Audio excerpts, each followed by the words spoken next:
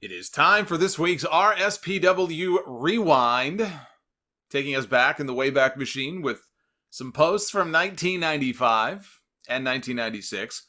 First, about a brand new announcer on the scene in WWE, a man going by the name of Dok Hendrix, who looks awfully familiar to some people.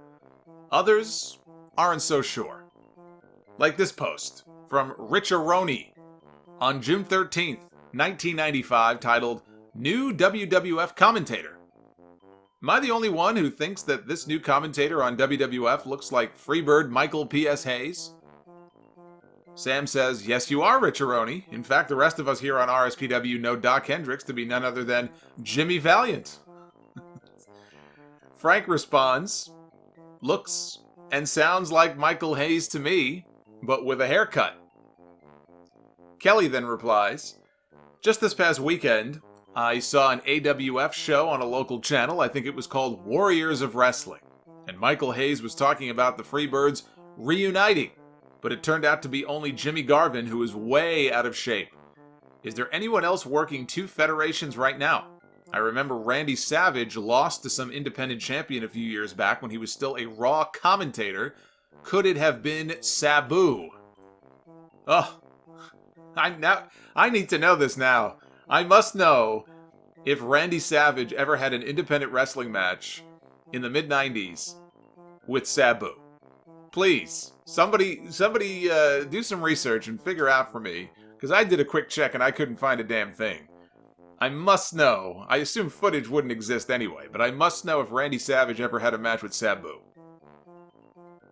We skip ahead to December 4th, 1996. So this is almost a year and a half later. A post by Devron Grant titled, Is Dok Hendrix Really Michael P.S. Hayes?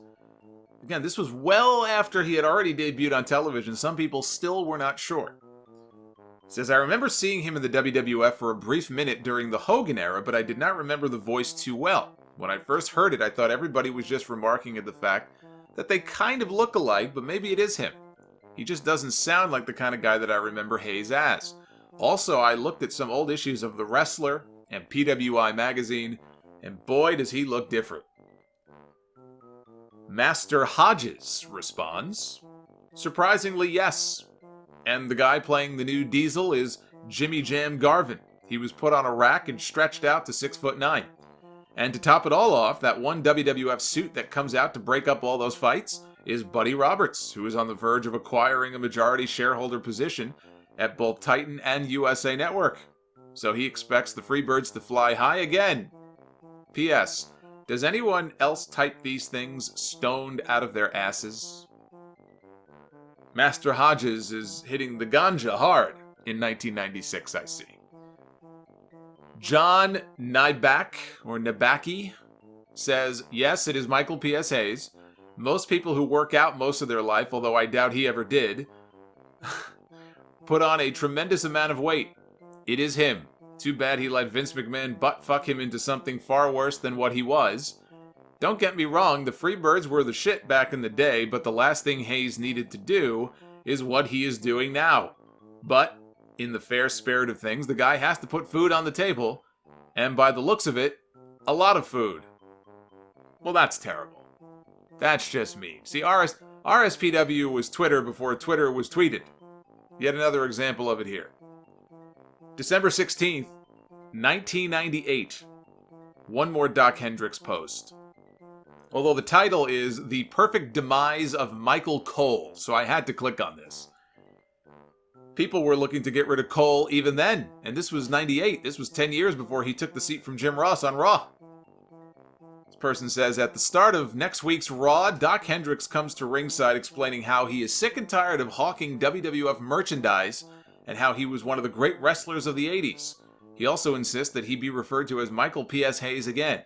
Cole makes a snide remark and calls him Doc, and then P.S. commences to give Cole a good old-fashioned Bad Street beatdown, then takes over as the Raw announcer with Jerry Lawler until Jim Ross returns. This was the period after JR's second Bell's palsy attack, so he had just gone on the shelf for a while. Afterwards, he forms Freebirds 2000 and gives the Brood somebody to feud with. So that's the great idea that came from Chum Daddy, pitching some fantasy storyline here for Dok Hendrix. All right, we move back to more from 1996, specifically August 19, 1996. A post by Jeremy titled Chris Benoit as World Champion. I wasn't feeling good when Benoit was pinned by the Giant in 30 seconds, even though they gave Benoit an excuse, woman holding his jacket and pulling on it. People will remember the Giant chokeslamming him and winning easily. I think Chris Benoit is one of the greatest wrestlers WCW ever had. He can beat bigger guys than him, I believe. He's too good to be Cruiserweight champ. Was he ever Cruiserweight? I don't think Chris Benoit was ever Cruiserweight champion. Right? I mean, he won the United States title. He had the TV title series with Booker T. Yeah, I don't remember him ever being Cruiserweight champion. Anyway, he says he must be US champ or world champ. He's very good champion material. He's also a horseman. I know WCW is pushing him, but I think it's not enough. You see, WCW's world title line is so predictable. Since Hogan arrived, world champions are Ric Flair, Hulk Hogan, Macho Man, Ric Flair, Macho Man, Ric Flair, Giant, Hulk Hogan. Only 4 wrestlers are playing with the world title. It's not right. There are many great wrestlers, but they don't even give them a chance to win a title. You see, underdog becomes world champion. That will be good. Bear with me here because I didn't correct the spelling on this one. Underdog becomes world champion. I'm trying to make sense of this. That is good and better than Hogan winning his 7th world title. Chris Benoit as world champion, that sounds good. Or US champion. WCW brought many great wrestlers from the older Fed, or the other Fed, and now it's up to them to use them great. Chris Benoit is Crippler, and even I think he's a man who can get up from chokeslam. Let's treat him better than ever. He'll pay back for it. Oh yeah, he sure did. He sure did pay people back for that. There was clearly, though, a lot of... And I don't know what language that was in. I assume that was meant to be English. There was clearly a lot of support for Benoit as champion in RSPW back then. Here's another post here from RAC. RAC says, Benoit is the best, in my opinion, in WCW. He deserves more respect than he gets. They won't even let the guy in War Games. Very sad. Ric Flair is my favorite wrestler, and even he told Mark Madden that he thought Benoit is the future. I say the future is now. Give Conan back the US belt and have Benoit destroy him. Benoit is not a cruiserweight, he is the man. Uh-oh. Don't let Flair hear you saying that, or else you'll end up getting a cease and desist. Kelly says, hate to say this, but this sounds an awful lot like the WWF World Title picture between April and October of 1992. I'd like to think that Benoit can become WCW's answer to Bret Hart, a dark horse contender for the strap who actually wins the big one. See, I see these posts from 1996. I don't think Benoit was ready for that spot in 1996. He was one of the best wrestlers they had for sure, don't get me wrong, but you know, had they put the world title on Benoit, it would have killed the NWO dead after a few months. And we never would have had Crow's Sting chasing Hollywood Hogan for the championship. I mean, the payoff sucked. But WCW did big business in 96 and 97 building to that match. Benoit, he wasn't much of a talker back then either. He kind of had the whole silent but deadly thing going on for him in the Horsemen. I thought that was the right role for him to be in. You know, hanging with the big guys, but not quite at their level just yet, star-wise, star power-wise. I think it would have been a big mistake to put that championship on him so soon.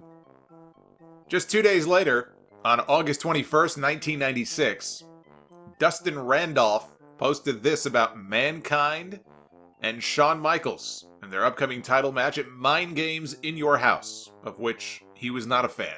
This is what he said. How will Michaels beat Mankind? I know if Mankind can survive the beating he took from The Undertaker, that no wimpy-ass little kick from a 230-pound prick is going to hurt him. Vince is going to have to really come up with something good. Valerie Anus, don't look at me like that, that's how it's spelled, so that's how I'm pronouncing it. Valerie Anus says, if Shawn wins, it'll be from a screwjob caused by The Undertaker's appearance, no doubt. Well, Valerie was close. Undertaker did show up there. He didn't cost him the match, but she was pretty close. There was a reply from somebody using the name WCW Rules. Here's what this escaped mental patient here had to say. I think they were trying to make some kind of point about Marks and Mark fans, but who knows? This is what he said. I think peanut butter is much better than peanut butter. It's not even funny. I think Skippy should change their recipe. Jif is ruining their peanuts with stupid ideas like extra crunchy and light. Now I hear there will be a Jif Ultra Light. Jif Kinda Light was a joke. I saw that TV ad with that lady from Alf. I'm gonna be like George Washington Carver when I grow up. I hope that person was kept far away from any sharp objects. That's all I have to say about that. Scott Keith then chimed in. There's a name I haven't heard in many years. How many of you remember Scott Keith? I believe he's still around. Last I knew, he had a website called The Blog of Doom. Anyway, he says, a few points to address here. The Shawn backlash continues. I mean, he put on a 4.5-star match against Vader at SummerSlam. Oh, let's not get carried away. 4.5 stars against Vader at SummerSlam. That was not a 4.5-star match. I thought the Shawn Vader match at SummerSlam was good. It wasn't that good. But he says he put on a 4.5-star match against Vader at SummerSlam. What more do you want from the guy? Since he's not turning heel anytime soon, just accept him as a babyface and appreciate his good matches. To address some other points made here, he is not WWF's biggest draw. Bret Hart and The Undertaker are. Being champion is not synonymous with how much money you bring in. And why does Mankind have to beat Michaels anyway? Shawn is easily the better wrestler. Mick Foley is a great guy and all, but he's shit in anything but brawls. A fact which he knows, I'm sure. Giving him the title would be disastrous. You know, business-wise, he may have been right about that, but match-wise or character-wise, I feel quite the opposite. I don't think it would have been a disaster at all to put the title on Mankind back then. I mean, this was Foley at his physical peak in the fall of 1996. Summer of 96, fall of 96. This was Foley at his physical peak of that original Mankind persona, that dark persona. He was coming off 2 huge pay-per-view wins over The Undertaker. I fail to see why it would have been such a disaster to put the title on him for a few months and then have Shawn or even Undertaker chase him for the championship. It would have made more sense for it to be The Undertaker trying to get that first win over Mankind, get his revenge. I mean, Undertaker ended up getting the title anyway from Sid at WrestleMania. So they could have just as easily built to him taking it from Mankind. I don't think it would have been a disaster at all. And we end with Robert. On October 9th, 1996, a post titled WWF will get back on top very soon. Vince McMahon is in wrestling because it is in his blood. He is not in it for the money. Hold on a second. Hold on. Wait.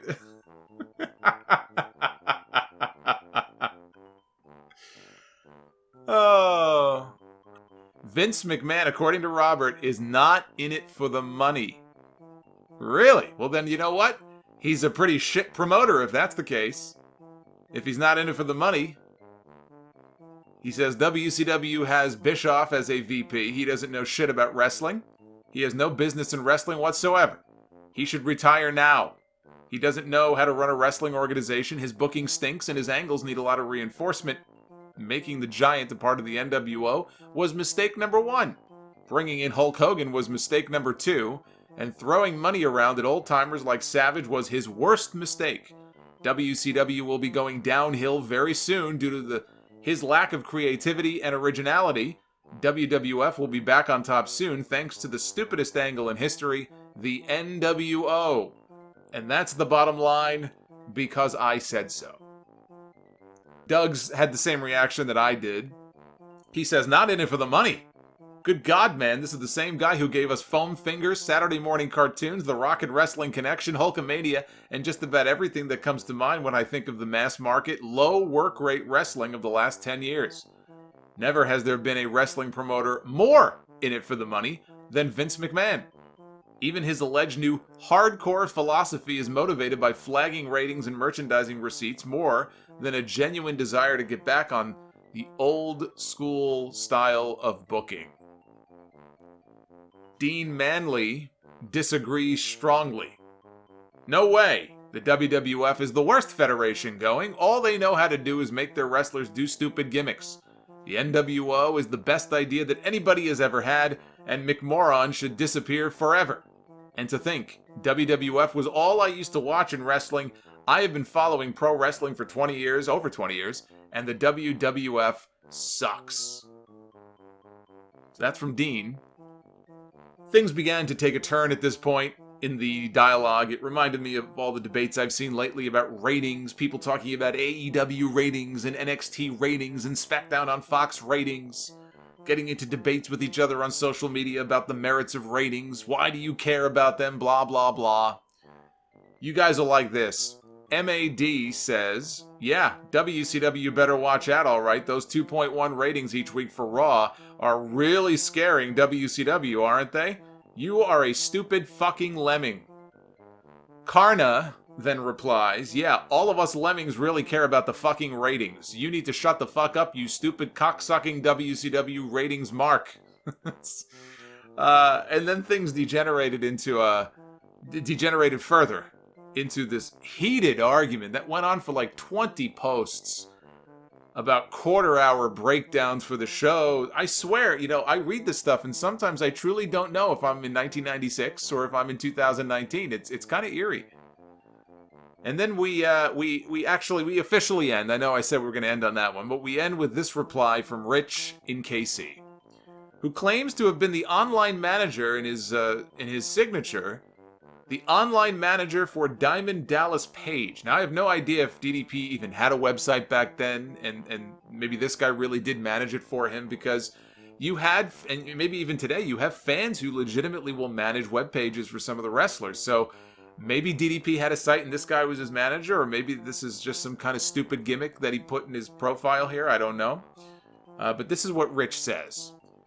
It is very doubtful that the WWF and McMahon will get back on top very soon. Their talent is limited, their angles suck. They have alienated a lot of fans with the fake Diesel and Razor angle, and they actually lost a pay-per-view buy rate to WCW. And then came the money line here in this post from Rich. I think right now, Vince's wife is letting him get on the bottom because lately all he's been able to do is fuck up. That is how you end on a high note. I shall leave you with that visual. Probably the single greatest comment that I have come across in all of these RSPW posts.